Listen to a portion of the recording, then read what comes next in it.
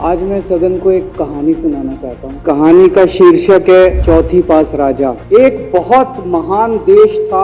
उस देश में एक गांव में एक बहुत गरीब परिवार में एक बच्चे का जन्म हुआ। बेटा धीरे धीरे बड़ा होने लगा, उसका पढ़ने वढ़ने में मन नहीं लगता था। गांव के पास एक रेलवे स्टेशन था, तो घर का खर्चा चलाने के लिए वो लड़का वहाँ स्टेशन पे चाय बेचता। लड़के को भाषण देने का बड़ा शौक था। लड़का बड़ा हुआ, बड़ा होके एक दिन उस महान देश का वो राजा और उसे आता जाता कुछ था नहीं।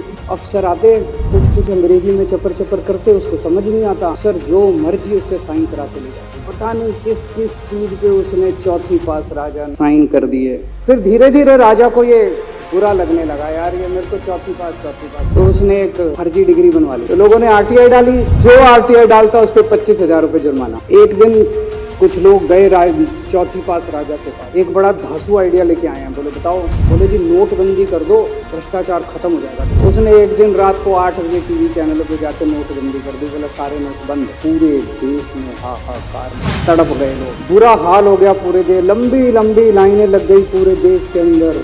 ना आतंकवाद खत्म हुआ, ना भ्रष्टाचार खत्म हुआ। देश बर्बाद हो गया। एक दिन कुछ लोग गए उस राजा के पास। बोले जी खेती खूब बड़ी हो जाएगी, ये किसानों के कानून पास कर। उसने साइन कर दिए। पूरे देश के किसान सड़कों पे 750 किसानों की मौत हो गई 1 साल तक। अंत में राजा को वो कानून वापस लेना पड़ा। अब राजा को एक दिन लगा, यार मैं तो राजा बन गया, पता नहीं कितने दिन रहूंगा। तो उसकी गरीबी में जो जीवन उसने जिया था, उसे लगा यार पैसे तो कमाने चाहिए। तो उसने अपने एक दोस्त को बुलाया और उस दोस्त को बोला कि ऐसा करते हैं कि मैं तो राजा हूँ, सारे सरकारी ठेके तेरे को दिलाऊंगा, सारी कंपनियां तेरे को दिलाऊंगा, सरकारी पैसा तेरे को दिलाऊंगा, नाम तेरा पैसा मेरा। दोस्त मान गया। उसके बाद दोनों ने मिलके जो देश को लूटा।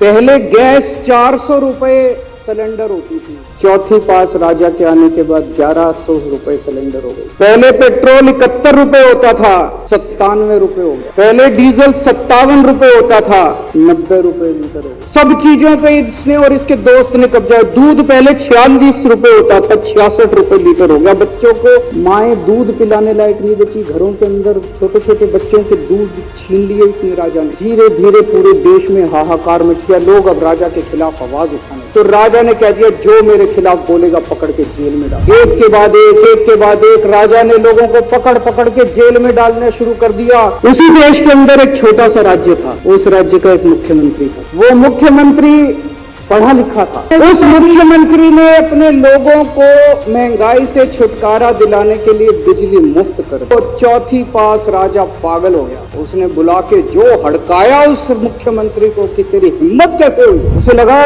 राजा ने तो सारी बिजली कंपनियों पे कब्जा कर रखा था। मुख्यमंत्री ने अपने गरीबों के स्कूल ठीक करने चालू कर दिए। तो राजा ने उसको बुला के और हड़काया। राजा बोला ये क्या कर रहा है तू? स्कूलों के अपने बच्चों को पढ़ाता है, तू स्कूल खोल रहा है, ये बंद कर, ये सब ये नहीं चलेगा। इससे वो नहीं माना। फिर उसने मुख्यमंत्री ने सबके इलाज मुफ्त कर दिया। सबके लिए शानदार मोहल्ला क्लिनिक खोल दिए, इलाज मुफ्त कर दिया। धीरे धीरे जनता को पता चला कि राजा कैसा है। एक दिन लोगों ने उस राजा को उखाड़ के फेंक दिया और लोगों ने एक किसी ईमानदार और देशभक्त आदमी को वहां बिठा दिया और उनकी सरकार आ गई।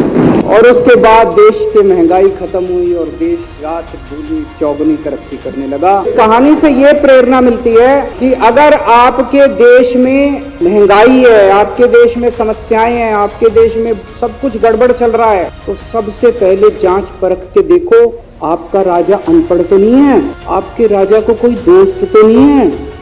वो पढ़ा करते थे अंधेर नगरी चौपट राजा, सवा शेर बाजी सवा शेर खाजा।